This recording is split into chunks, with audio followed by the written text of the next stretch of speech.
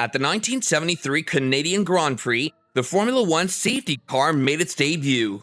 Since 2000, Bernd Maylander has been the designated driver of the Mercedes-Benz SLS AMG safety car for Formula One. This innovative vehicle concept ensures exceptional driving dynamics with 571 horsepower. The Formula One cars' tires and brakes would dissipate heat too quickly, and their motors could overheat, so the safety car needs to guarantee high performance and the ability to lead them around the track. The safety vehicle has two AMG sports bench seats with 6-point belt seats to ensure the best lateral support, weighing approximately an impressive 1,620 kilograms. Two monitors and two roof-mounted cameras link the safety car to team orders. When called upon to lead the pack of Formula One cars trailing him so marshals can clear the track of damaged vehicles or other debris, or when the weather makes full-throttle racing impossible, Maylander has led over 700 laps in his capacity as the safety motorist. Stay with us throughout the video to learn more about Maylander and F1 racing. Safety in F1 cars. In Formula One, the implementation of the safety car typically signals a serious incident on the track. There may have been an incident during the Grand Prix, or the weather may have been so bad that drivers wouldn't have enough visibility to continue racing at legal speeds. The safety car was introduced to Formula One in 1973 at the Canadian Grand Prix, but it was initially seen as an exception instead of the rule. Although regular road cars like Hondas, Fiat, and an Opel Vectra were used during the 1994 San Marino Grand Prix, which claimed the lives of Roland Ratzenberger and Ayrton Senna, it was initiated permanently in 1993. Mercedes-Benz has provided F1 with the pace car since 1996, and that partnership continues to this day. Mercedes-AMG GT Black Series is the brand's current offering in safety vehicles. It's been modified with lighting fixtures to inform drivers of what will happen. When they go out, the safety car will be approaching at the end of the lap. The onboard squad can also interact with race control, for example, by giving feedback on the weather during wet conditions. However, a new company joined Mercedes-Benz in 2021 to provide the F1 safety car. Aston Martin and Mercedes now alternate driving the safety car as part of their resurgence of interest in Formula One.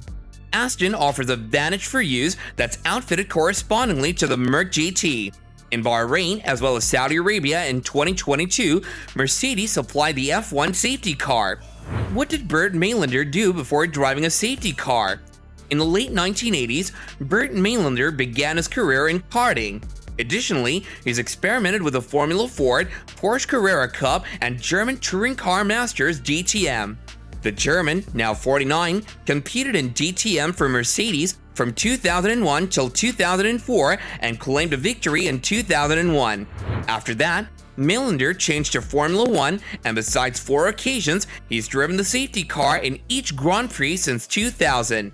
When he got hurt and had to be replaced by Swiss driver Marcel Fassler in the Canadian Grand Prix of 2001, he claimed that even the medical care driver could operate the safety car without him. Amazingly, he's completed over 700 laps in his F1 career. What does Bernd Maylander have to say about his experience? He's followed Formula One closely for many years, but he still doesn't feel confident predicting the result of the races. Consider the most recent Turkish Grand Prix. If he were a gambler, he would have predicted that the race, which was held in hazardous and erratic weather, would be stopped for at least one safety car period and possibly more.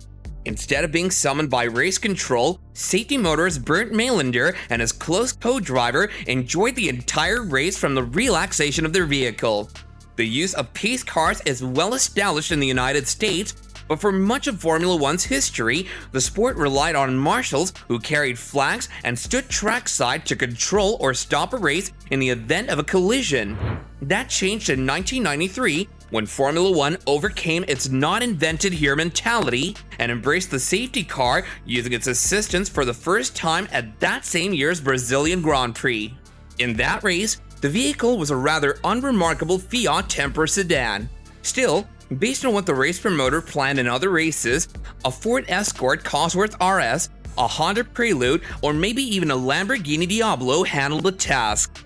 But in 1996, the Athletics entered into a joint venture with Mercedes-Benz, which has supplied the vehicle since then.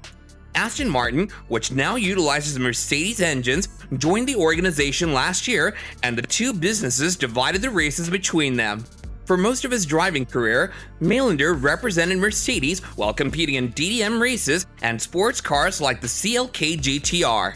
But he was hired in 1999 to be an F1 safety driver, and since then, he's competed in 420 races.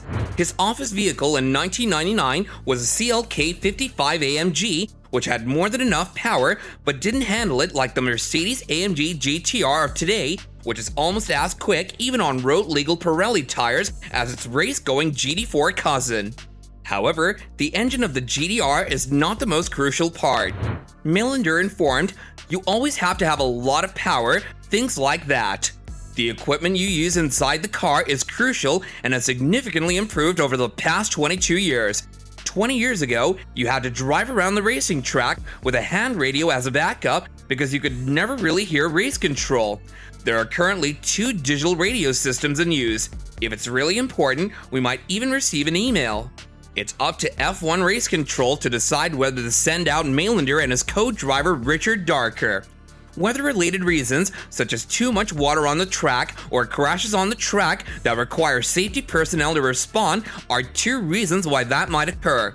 His responsibility is to steer the F1 cars trailing him, frequently irritating the other drivers. But Maylander can see things from his cockpit that other Formula 1 drivers can't always. As a result, we make an effort to keep it secure. I enjoy driving as quickly as possible, and it's enjoyable if you can push the limits. However, the speed depends upon the race control's instructions, he clarified. Even so, Maylander makes an effort to keep cornering speeds high enough to prevent the rubber on the F1 cars from completely losing its heat. Peter Tibbett, the F1 official in charge of making sure the teams aren't breaking the rules with the structure of their fuel or oils, was Maylander's passenger for the first 320 race groups of his safety driving career. Richard Darker has spent the last 100.